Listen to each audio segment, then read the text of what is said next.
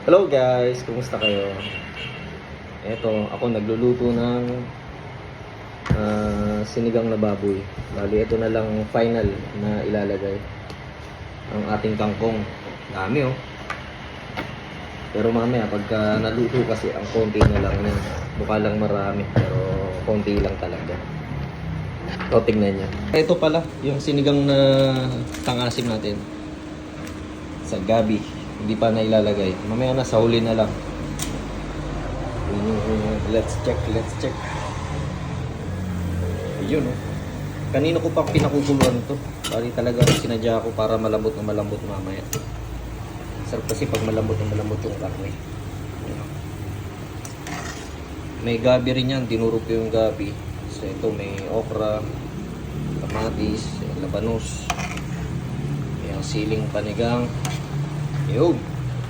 Yan, last na lang yung yung kangkong natin. Saka yung pang-asim.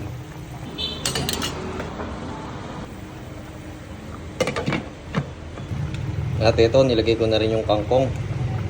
Ayan. Lutuin lang natin to. Tapos, alright, pwede nang kumain. Saglit lang to eh.